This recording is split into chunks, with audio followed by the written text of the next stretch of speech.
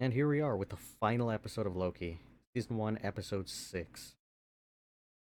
It has been a journey, and I have loved every single episode along the way. The way that this character has grown and changed and reflected and come to terms with everything that's happened and become a better variant of himself, a better version of himself. It's almost like the variant word was created by Kang to mean something more derogatory, and instead it should be version and not variant. And of course, Kang would hate for other versions of himself to exist. And I'm wondering if Kang and this war that he's talking about isn't necessarily a war that would engulf other worlds and other universes and cause death and casualties of other people, but more so it's a war against his other variants where they are trying to stop him from ruling. And I know in the comics it's very much different, but I'm thinking that in the comics it's more so him kind of standing in his own way in some cases, but then in the end he gets what he wants. He ends up being all the different versions of himself. He ends up, I guess, basically succeeding in whatever little goal he was trying to get at. But then other versions of him who know better kind of try to get in his way, but they can't because they know that he'll become them eventually. Or at least I think that's how it works in the comic books. I haven't read any of them. But I'm thinking in the MCU, they're going to play it a little bit differently, where some of the Kangs are trying to stop other Kangs from trying to rule and conquer the multiverse in the way that they may all know is possible, and the way that they may all know that the multiverse can become a one sacred timeline sort of thing. I'm thinking that there, some of them at least, maybe like the Council of Kangs that we were shown, might be trying to stop any one of them from ruling, and instead having more of a democracy type thing or council type thing where they all kind of equally rule, or they're just trying to have all Kangs stop interfering with various timelines and the multiverse and all of that. And having Kangs join the council means that, they've sworn an oath to not interfere.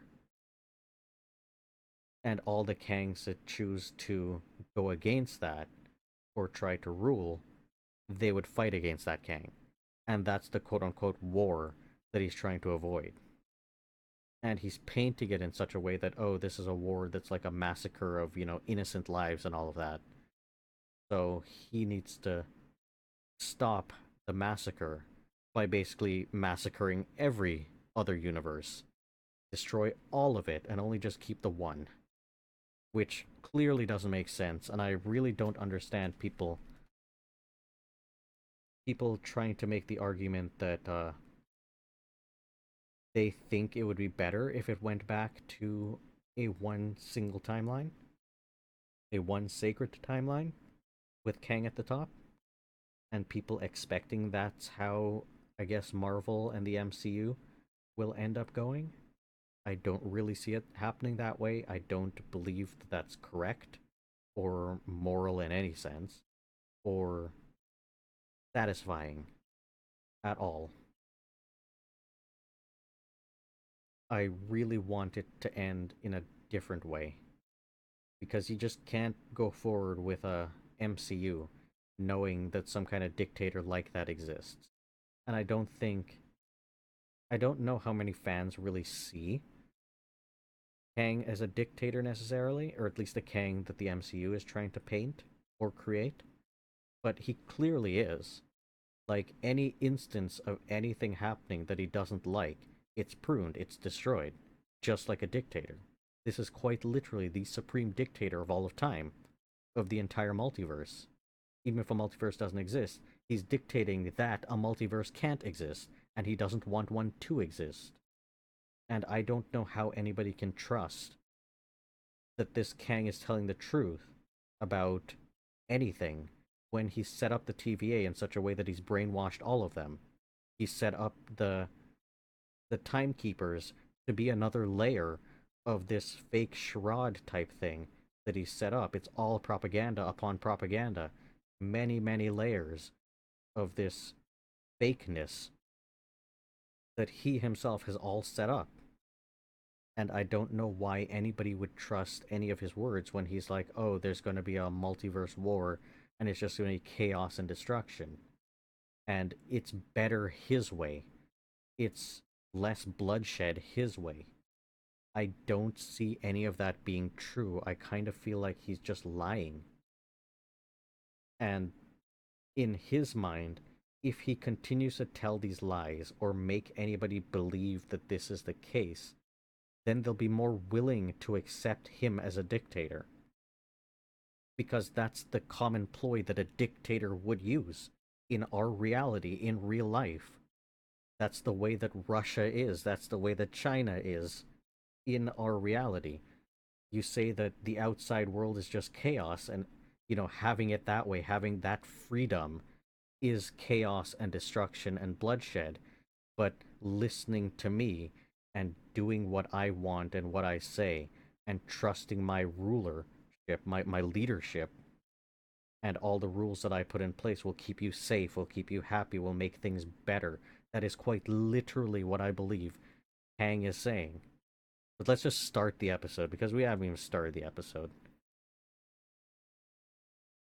1.2 times the speed, 45 minutes, 22 seconds, the total run length of the episode, according to the video that I have in front of me.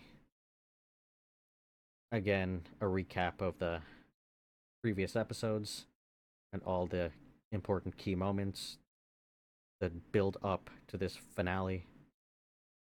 And it truly is an amazing finale. I'm gonna skip that. Just gonna skip ahead a little bit. Skip. Can't hear me skip. The keys aren't loud enough.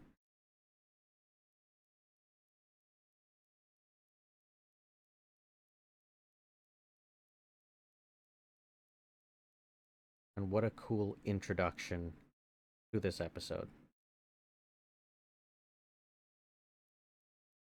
Zooming out from the sun, you get to see the entire galaxy. You're zooming out past galaxies.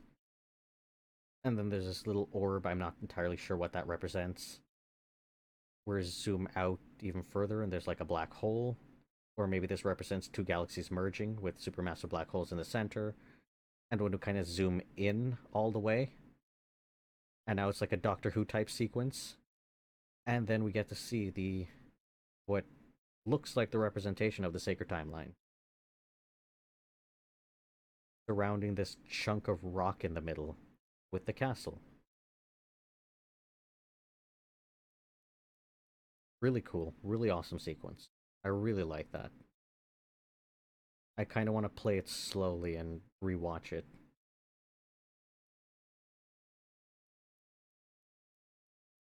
Then almost X-Files like music starts playing as the camera comes around the castle.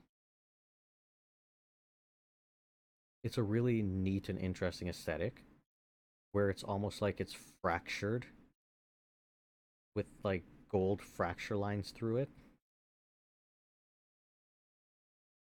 I don't know if any of it is necessarily meaningful,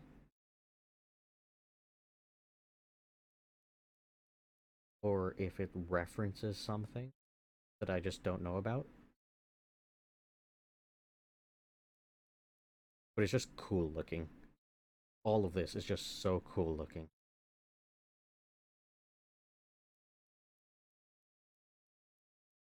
And Loki in this scene being worried about Sylvie, if she's okay.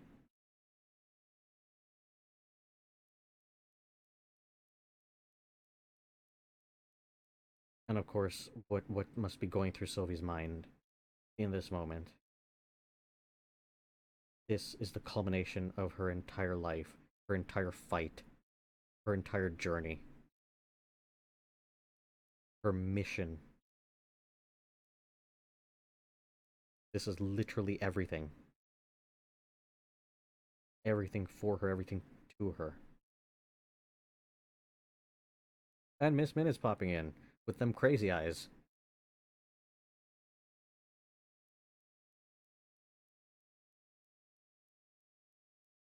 Congratulations, you made it.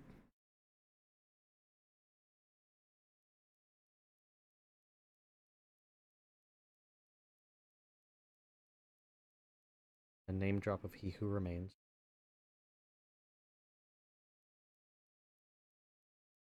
Deal or no deal. Can just be both reinserted and everything would be fine.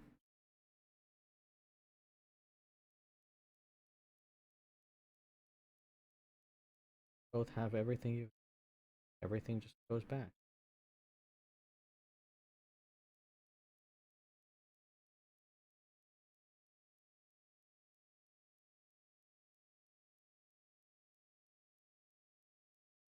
How would you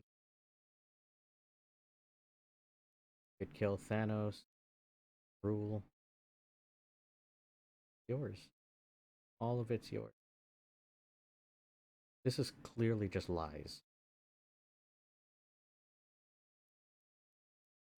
But then again, technically, the entire timeline could just be reset and changed so that Loki just rules. And it wouldn't matter. Both Lokis on the same timeline. He could just rearrange it as long as other Kangs can't exist, and he ends up being He Who Remains again. Over and over and over again. He could change it however he wants. Technically, he could change it however he wants, it doesn't matter. As long as those specific things remain in place.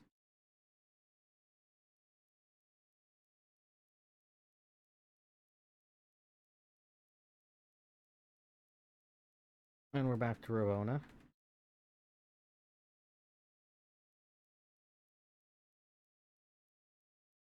This minutes pops in. Files are being downloaded.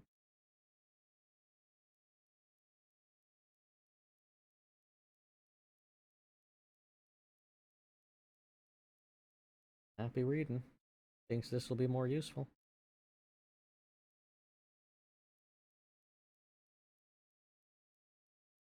It's clear that Miss Minutes isn't directly being controlled by Kang. It's its own entity, whatever it might be. I hope in Season 2 we get to see more of what it is. And of course, hopefully in Season 2 we get to see what that reading is that Ravonna went through.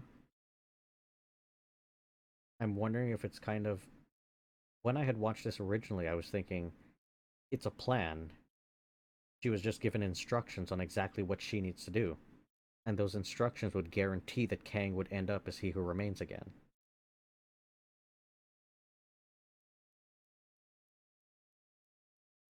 But I'm not entirely too sure with the way that the MCU is going if that will still be the case. But I have a strong-ish feeling that that's how it's going to be. And then we get to see him himself. 9 minutes and 20-ish seconds in.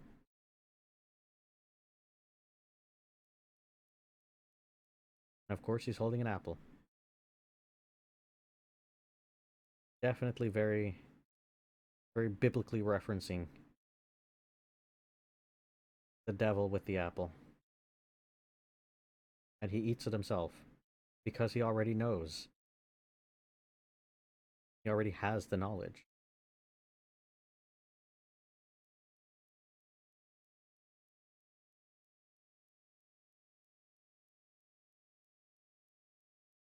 And Adam and Eve are let in. Devil has a way with words, of course.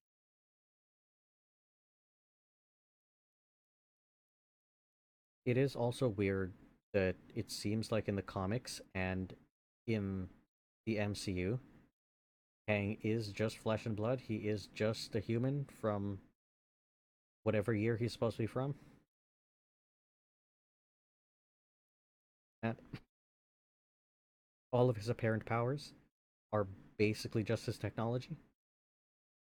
Yet we know that even in like current MCU, it is possible to change your physiology. Like, look at the Hulk, you can just change your physiology and be stronger physically. Or you could use nanotechnology or something like that and just be a different type of being. There's some cool equations in the background. I don't know if I'd be able to see those clearly or if they're clear in any way. Looks like some integrals. I'm sure probably just copied from some sort of math textbook or physics or something like that. I wonder if it's possible to zoom in and clean that up. Hop over to Mobius, walking in.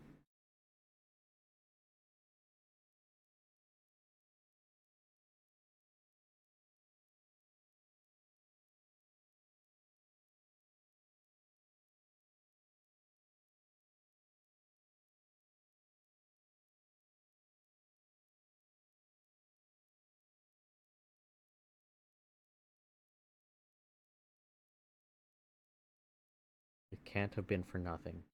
That's why she had to prune him.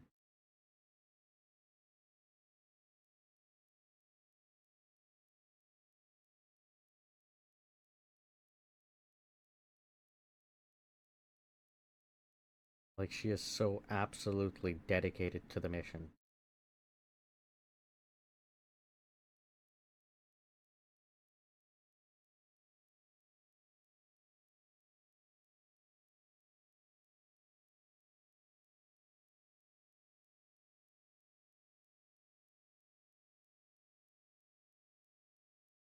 And this is such a brilliant way to prove that they're all variants.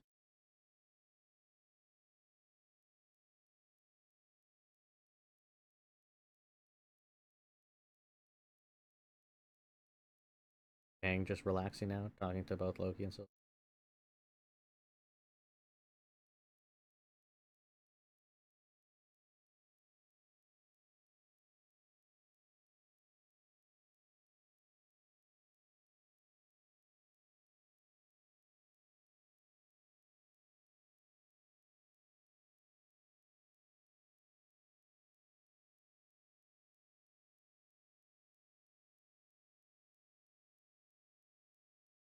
And again, having physical records and paper and books, weird. And here's some really oddness in this scene. If things are still being written at this end of all time, or whatever dimension, or whatever they're in, there's no way for Kang to know what is going to be said, what is going to happen next. But he does. He has records of what will happen next.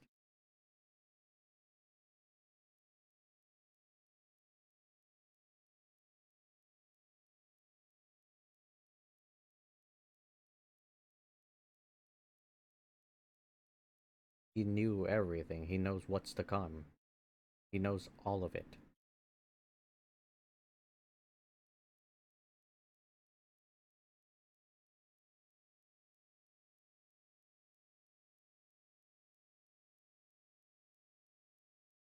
He paved the road for them to end up here. He set all of this up.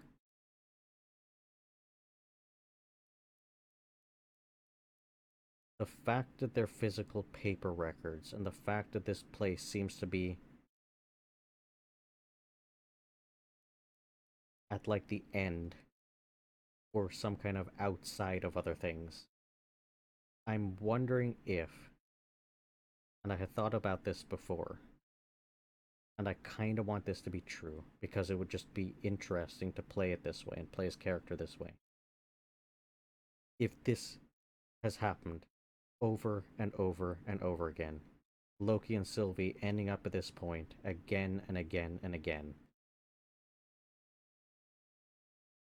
And Kang himself ending up at this point again and again and again. And he needs those physical records because technically he's just human. He has no clairvoyance or ability to see the future. He has to live through it and record it. And he continues to end up here again and again and again. And like in Quantumania, he says he's almost like in a cage. This is yet another cage. Him creating a sacred timeline and being trapped within it, unable to do anything else, is like a cage. And maybe he's been trying to find a way out again and again and again, leading those two Lokis there in a way to get himself out of this situation. Get himself out of being he who remains again and again and again. And it's possible that he's tried over and over and over again, and there's been slight variations every single time, but it hasn't been enough. And that would be, in my mind, a kind of interesting direction to go in with the Kang character and the storyline. And that would also play into, at the end of this arc, or this saga, or this whatever it might be, for He Who Remains to appear yet again. It still hasn't happened, he's still not out, but for there to be enough variations, for there to be others who may remain, and who may know, and be able to change things, like properly change things. I think that would be interesting. And Ravona's out, in search of free will. About 19 minutes in. Whatever that might mean. And back to Kang himself talking.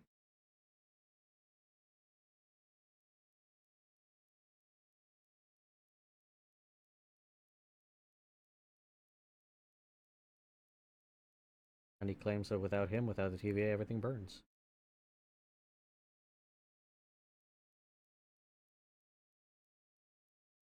And I also really like how this character is played and portrayed. It really sucks that the actor might have done something terrible.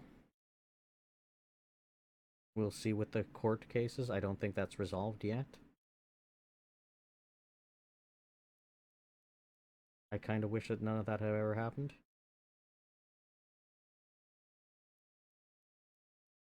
Because I don't really know how this series is going to continue, depending on what they do. But if they just replace the actor, then that's fine, I guess. It wouldn't really matter to me.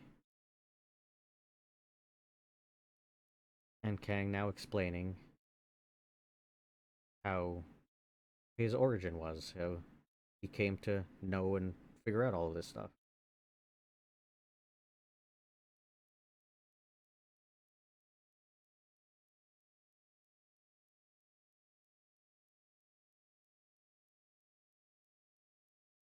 It almost seems like the way to stop Kang is to stop him from making this discovery.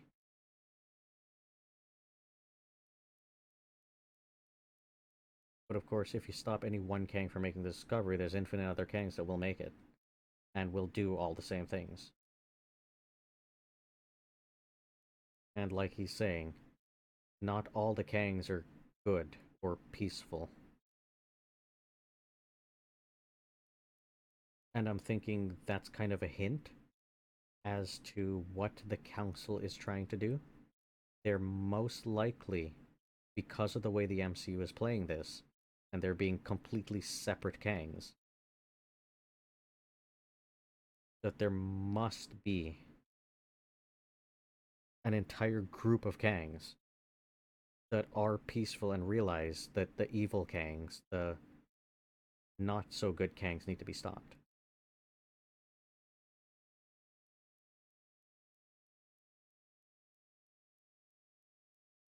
And the Alliance being able to consume both time and space and matter.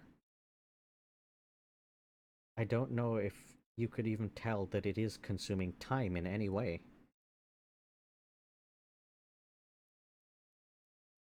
It almost seems like a Langolier, those creatures from Stephen King's miniseries that I watched way too young, like I was 7 when I watched that series, and it absolutely gave me nightmares. But it almost seems like the Alioth is a Langolier.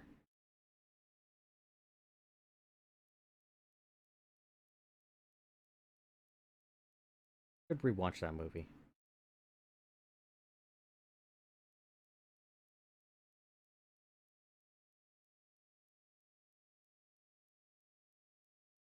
Very much dictator lines at about 23 minutes.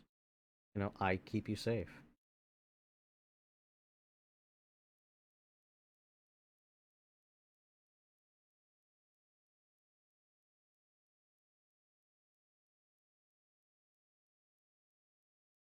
Like, you know, kill me and have complete chaos and destruction, or leave me in place.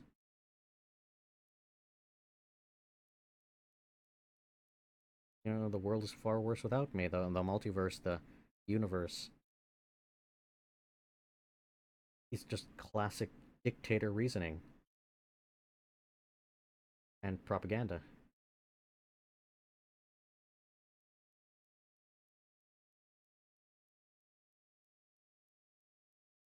It's like you kill the dictator and it's just chaos and you'll have to become the dictator to stop it. Or you don't kill me and I keep the peace. Almost seems like a false dichotomy. Or false trichotomy. There might be like 3 options that he's kind of hinting at. Because technically, you kill him and then you take over, but you don't necessarily have to take over. That's the other option. You just leave it, let it be. And the lines here, him saying he's tired and he's old. It almost seems like this has happened over and over again. And it does kind of make sense that he would just be done with all of this.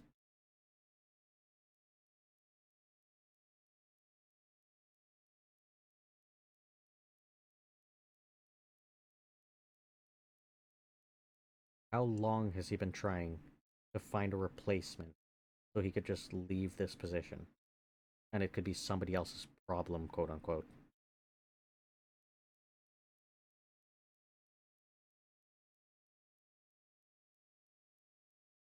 Now, of course, it is possible that this Kang is one of the good Kangs, and the only way in his mind that things could be peaceful is if he did something like this, created the one sacred timeline, destroyed everything else.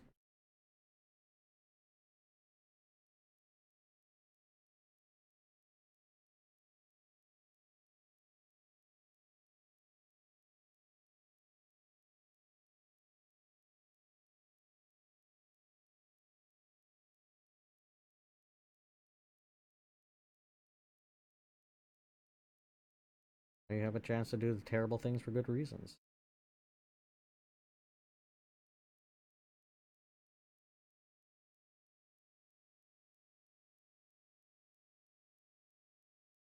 And in this moment, about 27 minutes in,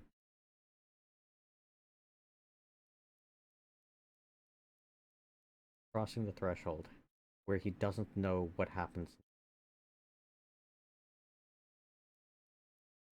And it's very interesting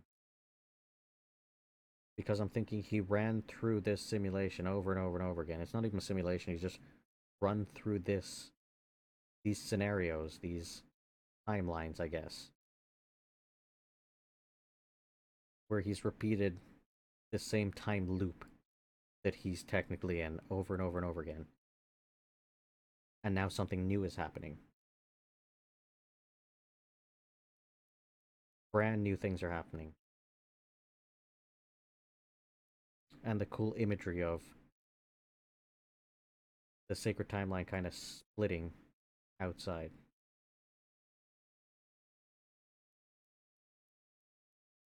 I'm wondering if he's even lying here. But maybe he's not. Maybe in this situation he's not actually lying.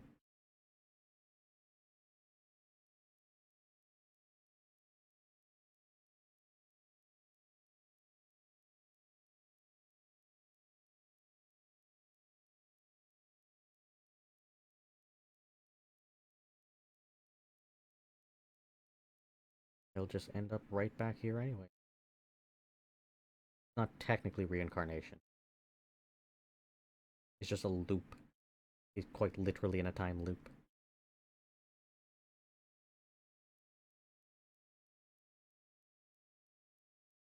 And I'm guessing with the information he's sealed up here, when he returns here, he will see it all.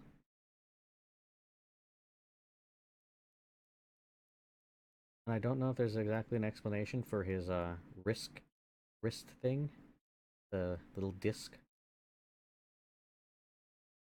whatever this thing is.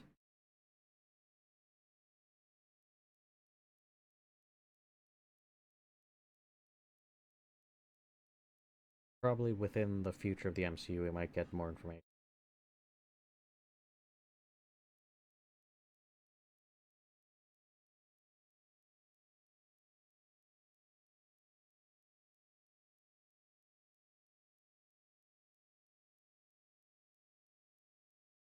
Now Loki's stopping Sylvie from killing him immediately, wanting to talk. In here, I believe they're both wrong.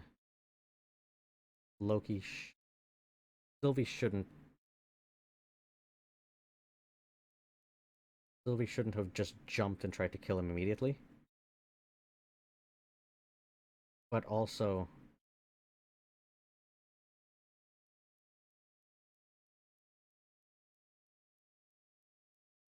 Loki should have played this differently.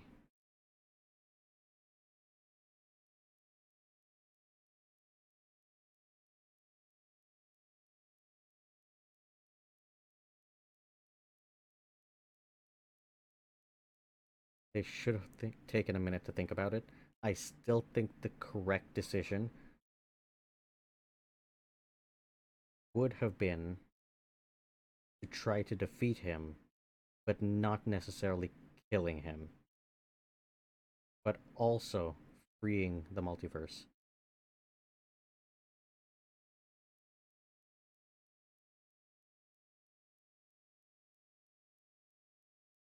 And he is true that it is bigger than both their experiences.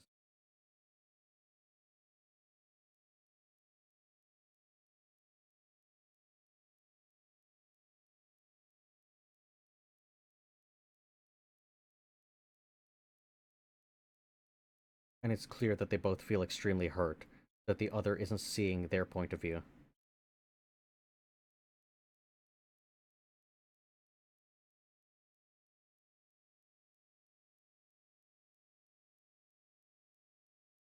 In the end, though, I still think Sylvie is doing the right thing.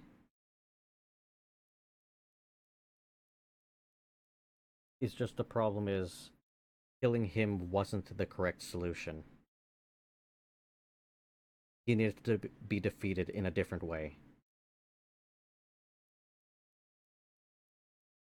And I think we'll see her in season 2 likely realizing that. Because right after she kills him and sends Loki back, what does she do? She's just stuck here. And I know she's not the type of person who would want to take over and just rule here.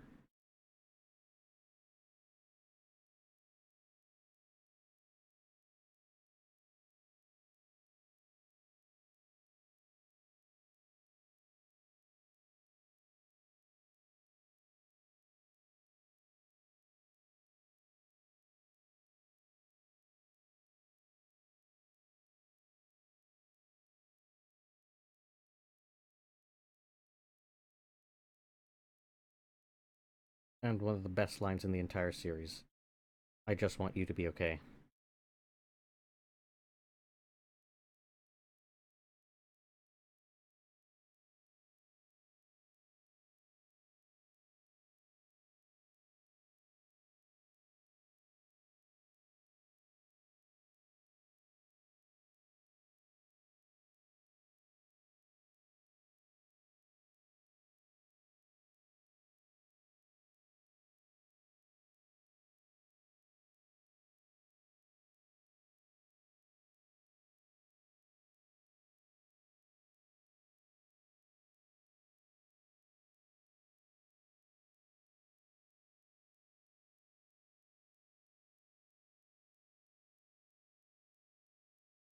And then she straight up kills him.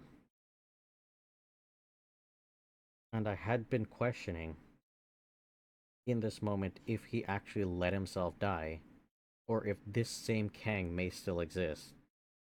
And this is just yet another bluff where he's not actually dead, he's just somewhere else, letting her take over, letting her deal with this now.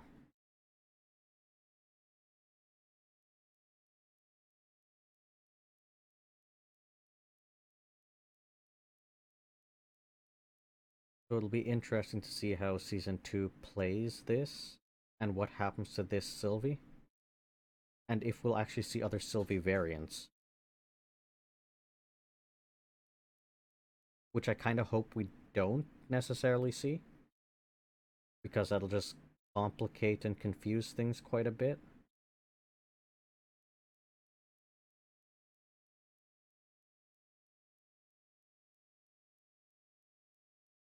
And then Nexus events everywhere. All timelines are free.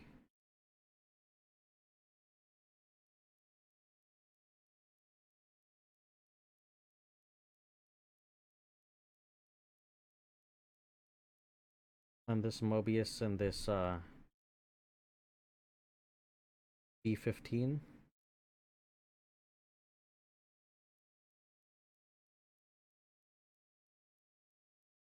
Looking like they're probably gonna take charge of whatever remains of that TVA.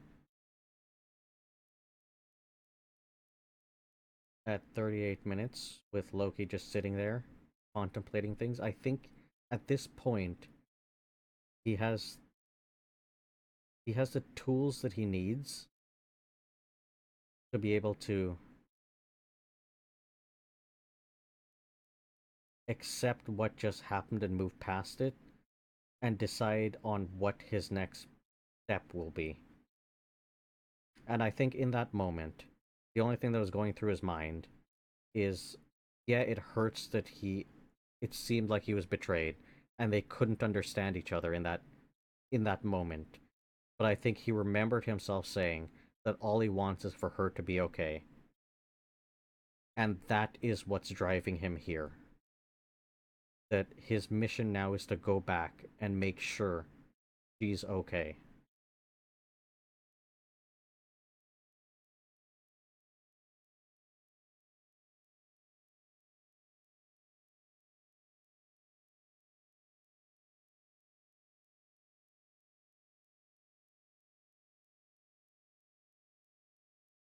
Loki talking to Mobius and B-15.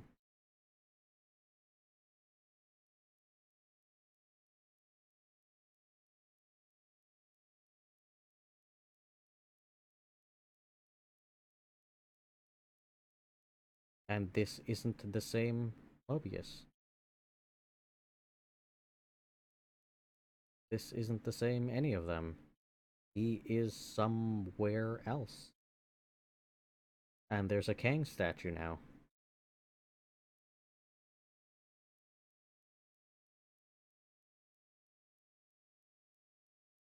Which clearly shows that even the TVA is not immune to changes in the timeline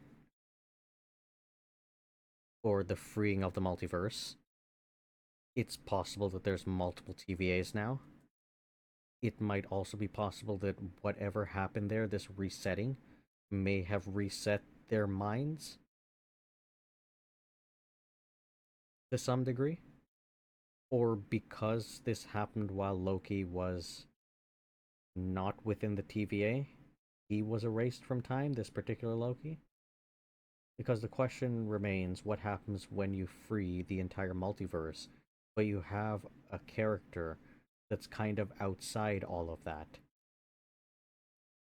And I don't know if there's an answer, because when the multiverse is free, the variant of Loki that originally grabbed the Tesseract and poofed out, and then you have TVA agents showing up, that wouldn't happen anymore. So that Loki can continue on and do whatever it is that he ends up doing without the TVA showing up. So what happens to the variant of Loki where the TVA does show up, and then he goes on this epic journey? He's basically lost the time and he's in his own kind of timeline type thing, in his own reality. But then he was popped out, and it's clear he's either not in that same place, or if he is, somehow they've all just forgotten about him or who he is or anything. And they're gonna have to clearly explain that in season 2, whatever just happened at this end of season 1. Because is that the same Mobius? Is that the same B-15? Is that the same TVA? It clearly looks like a different TVA. It seemed like it was the same Mobius and B-15 that we end with, but it's not because they don't remember him. And it is physically a different TVA. So we will see, and hopefully we see more of B-15. And I'll probably just watch the trailer for season 2 now.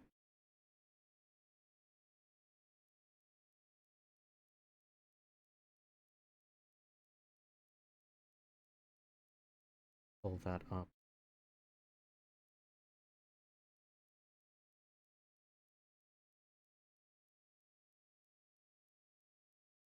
Should have pulled this up before and prepared, but because I thought I would just do an entire other episode on this, but it's getting real.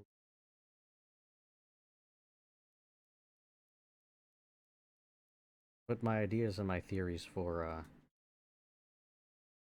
this next season basically the same and hasn't really changed. And I've been avoiding as many spoilers as possible. And I know some people have seen like the first 4 episodes of season 2 early with like advanced screening type thing, and I have not because I'm not a part of that society. So that's perfectly fine. And even if I did have access to that, I don't think I would have wanted to watch it that way. Anyways, for the trailer is 2 minutes and 25 seconds. Mobius and Loki are walking into this room filled with things. Such an awesome looking room. This guy lowers himself down from up somewhere. I believe his name's Obi.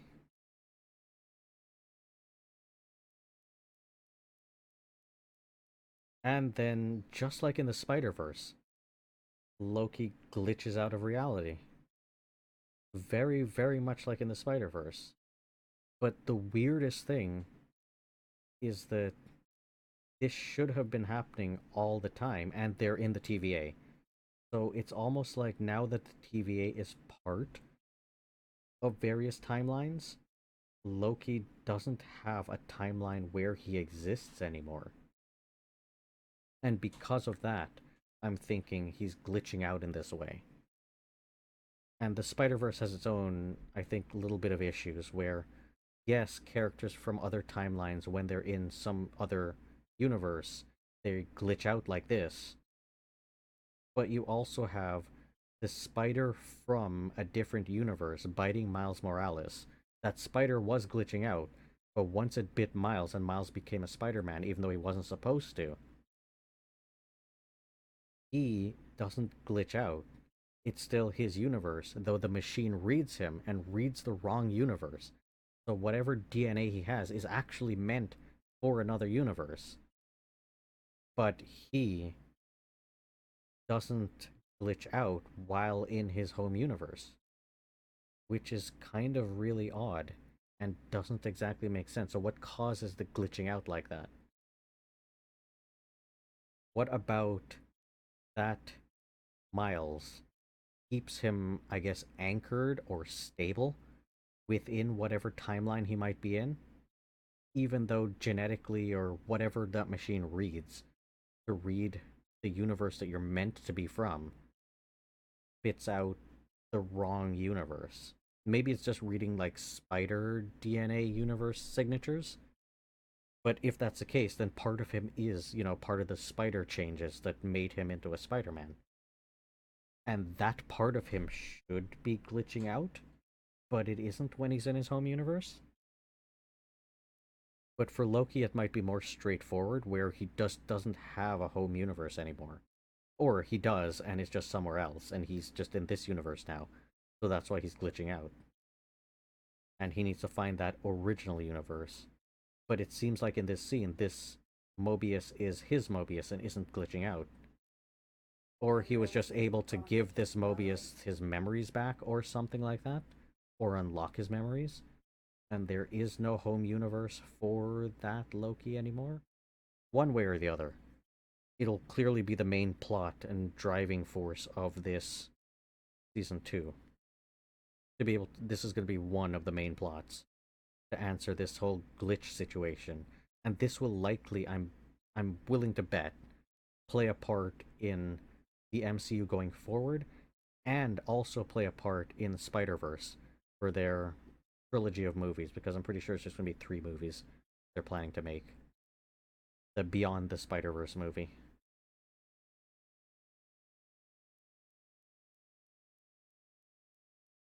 And they call it time slipping. Can't fix that, no. I just love the way he does this character. I want more of his character. I want more Obi. Loki being pulled through time, which is interesting. Because even though it almost seems like it's that same glitching from Spider-Verse, maybe there's a next level to that glitching where reality itself is trying to put you back to where you belong instead of tear you apart like what was happening in Spider-Verse. So Loki glitching like this might actually either be something different, or it is actually the same thing. And even though they thought in Spider-Verse that it's like just gonna tear you apart and kill you, it may not, and it might just pop you into other timelines trying to get you back.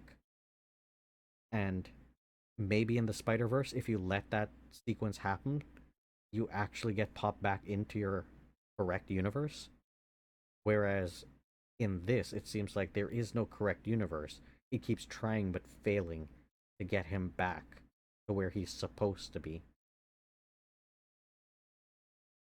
And the way I see it, it's almost like the universes, all the various universes, they need to be balanced in some way, or they need, like, for conservation of energy and matter and all of that to be preserved. And if you take a Loki from a universe, you have a Loki's worth of mass missing from that universe. But you might want to take it a step further and say that you're not just missing the mass and the energy that was the Loki, and you could just replace that with, a gas cloud or something from some other universe to make it balanced. But what if you also need that Loki to continue to interact and do all the things that it would have done, where if you don't have a Loki filling that space, making those same decisions, going along the same path, that universe starts breaking or just starts not functioning properly. So, as a property of not a universe, but more as a property of a multiverse, that there are rules in place to try to fix things when these abnormalities happen between realities, between timelines. So, it's a function of the multiverse trying to fix small problems within itself, causing this to happen. Or I might be completely overthinking things, but it would be interesting to go down that rabbit hole.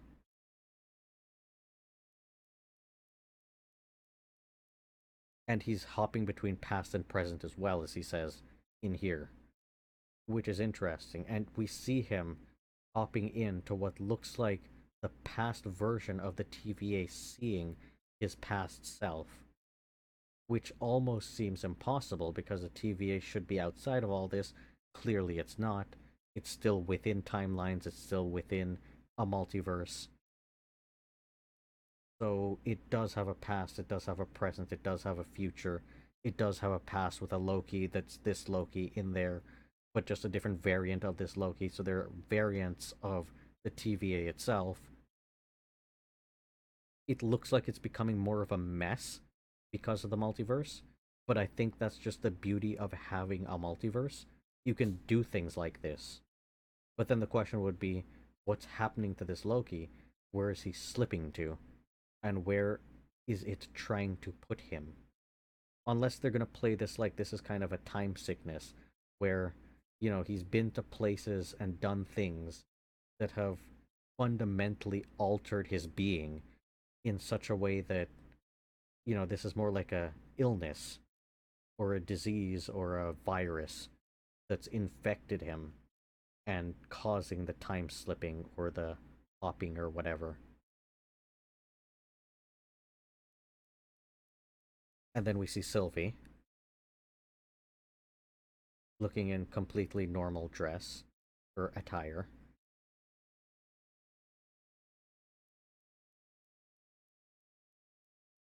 Good old fashioned legwork. We see him in a place that looks like the end of Quantumania, where they were. Mobius is saying, oh, I take a more slow, methodical approach. Deliberate, cerebral approach. I do like the differences and comparison between both of their approaches, where it does seem like Mobius is more slow and methodical, and Loki is more chaotic and wild and, you know, almost like, charging ahead. Of course, the horns, the bull horns. He is charging ahead. He is the god of chaos, so mischief, chaos.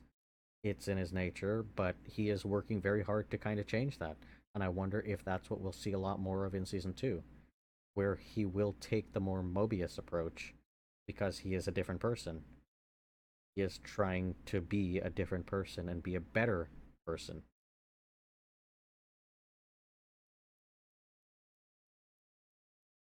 This trailer still says October 6th, but it's been updated to the 5th, which is tomorrow. I wonder in this scene, at like a minute and 22 seconds in the trailer, what Mobius is actually going out to do. He's in this intense looking spacesuit kind of thing, which almost looked like it's a mix between like a diving suit and like a radiation suit, which it probably is. It probably is a mix between all of the things, because it looks like he's going out into space. Just slap some duct tape on there and it'll be fine. What it looks like he's walking towards is almost a picture of the sacred timeline, and the ends of the sacred timeline I think were displayed on the tempad as looking kind of like that, like a rainbow multicolor of like you have this rope, and then at the end of the rope there's all these strands of thread that aren't woven together yet into a rope, and that's more like the end of the timeline. But maybe it's just something completely different, or maybe it is actually that he's walking out towards, but then that kind of almost doesn't make sense, because where could you possibly be, like in some fifth dimensional plane trying to walk out towards like some kind of timeline thing that's stretched out in front of you, even though they're all three-dimensional beings? So I don't know exactly how or what that is, but we'll see with season 2. It just looks cool.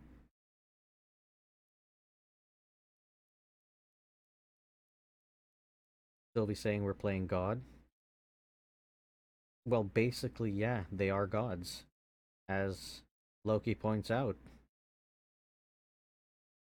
But they're gods of mischief, and they're also technically the things that they're doing are on the level of like literal gods playing chess with realities.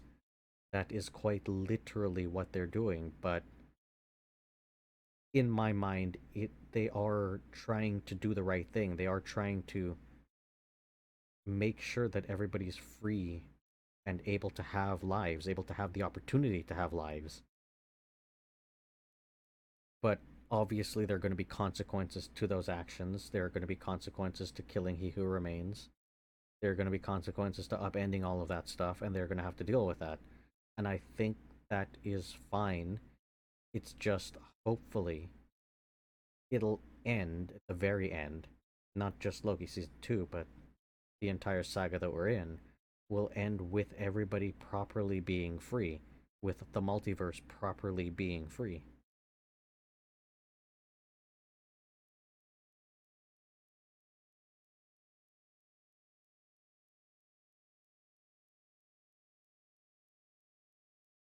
How do you choose who lives and who dies? I guess every hero kind of has to decide that. But I do kind of like any type of show or movie or whatever it might be, any sort of media that finds an alternative to the false dichotomy of choosing who lives and who dies. Technically, even if they're your worst enemy, even if they're the worst villain, they don't have to be killed necessarily. They can be dealt with in such a way that they don't have to die, but they could also pay for all the crimes that they've committed or all the evil or the atrocities and all of that. And I think that is usually a better route or a better direction to take things in my mind. And he says a war is coming. Is this the war that Kang has warned about?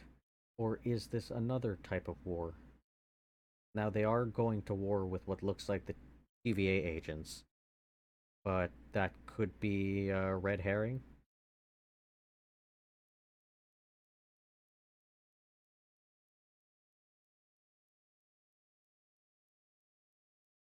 So, my predictions, what I hope to happen.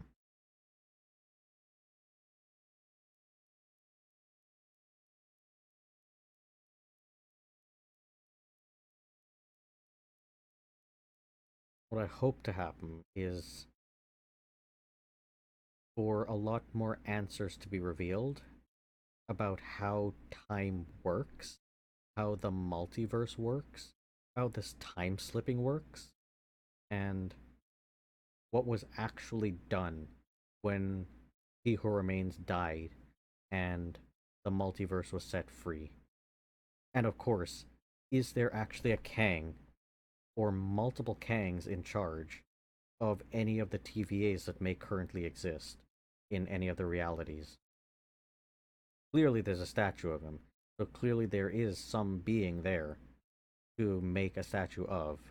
Does that mean at that time, in that place, at that TVA, a Kang has already ascended to the point where it has an Alioth and it's ruling over the TVA? If that's the case, then I'm predicting that eventually, or in this next go around, for that particular Kang, instead of putting up the figureheads of those timekeepers, he's like, no, forget the timekeepers. That was just a mistake, anyways. I'll just put myself there. Unless the TVA and all those characters that are within the TVA, all the agents, or enough of the agents, are so old that at some point people started questioning why that Kang being is the statue, and he has to put in place like figureheads to kind of separate himself even further from any questioning TVA agents or anything like that. The more and further I think any kind of dictatorship can push people's minds and beliefs about the reality they live in, the further from actual reality they can push that and have people living in a more false reality, the easier it might actually be to control those people. But also, the harder it becomes when they start seeing cracks in that false reality that you've created. So it's one of those situations where it's a careful balancing act, where you have to make sure that they don't realize that reality is the way that it is, and make sure that they don't realize, something's off here, but also make sure that you have them as much under your control and influence as possible, so they'll go along with whatever you want them to do, and they'll be completely and 100% falling in line with every decision you make, everything you say. So I'm wondering if we'll see a little bit more of that, but I don't know if we will. I think that might be more so saved for the MCU in general and seeing more of Kang in his past and all of that stuff. I believe, if I'm correct, there was some rumors or something like that about there being some involvement with the TA and Deadpool in the upcoming movie. If that's the case, that's gonna be wild. Having Deadpool like crash into the TVA and start messing with stuff. Deadpool, just kills everybody across every timeline. I kind of foresee that happening. What better way for some Kang to, cause chaos by setting Deadpool free across the multiverse and just having him start slaughtering people everywhere? While heroes have to go deal with, putting out that fire, Kang slowly in the background sneaks to becoming, he who remains, or getting his way, or distracting other Kangs, potentially. I don't know. A few random things floating around in my head about all of that stuff. But I'm really excited for season 2. I'm really looking forward to it. I'm really hoping that it's done really well. If any of the characters die, I'm going to be deeply, deeply upset. More upset than anything has made me recently in Marvel history, other than Secret Invasion, which is its own other thing, and I'll probably do a thing on that because of how deeply it upset me and how shattered my expectations were, and how much I feel like it just failed almost every episode. And there was kind of almost no payoff. There was kind of almost no semblance of anything like what it could have been. Really sucks. And it kind of makes me a little bit worried for Loki, but I also believe that because the same people who worked on season 1 are working on season 2, at least I think the same people. I think it's going to be really good, and I'm really hopeful for it. And yeah, I'll just end that here. Thank you so much, everybody who listened to this podcast. I'm pretty sure I'm going to get 0 views on all these videos, but that's fine. Maybe one day I'll get a few views. I'm just doing this for my own mental sanity, to just get my thoughts out of my head instead of having them like bounce around all over the place. It just kind of it's nice. Just do this, and maybe, who knows, maybe this will turn into a thing. Maybe it'll become something that I can just do for fun and make some spare change in the background. That is kind of what I hope for, but I'm not betting anything on it. I do have a full-time job, so I'm not quitting that anytime soon. And this is just kind of a thing I want to do on the side for fun, just because I really enjoy, and I'm a huge fan of, like, so many things: Marvel, DC, all kinds of random movies that I just watch and I have all these ideas about, and I just try to tell people and nobody understands, and nobody's even watched some of these movies, and it's like, oh, I guess I don't really have anybody to talk about. So I end up just kind of relaying the entire plot and then trying to say, oh, these are my ideas and blah blah blah. But now I'm like, why don't I just record it and put it out as a podcast? Even though this is technically not a podcast, it doesn't matter. I'm calling this a podcast as a podcast. So yep, see you guys in the next thing, and the next thing will just probably be Loki season 2. Tomorrow's like the first episode, so I'll watch that, and then I'll do a thing, and then the week after that, and so on. So there won't be like many episodes out of this series. It'll probably just be like weekly, one episode as Loki season 2 releases. And maybe if in between that I watch something or I do something, maybe I'll put out something. But we will see, and I hope people have enjoyed this. Just listen to me ramble and rant and prattle on about a whole bunch of different things and the MCU in general and all of that. So yeah, I'll end that here. See you guys next time.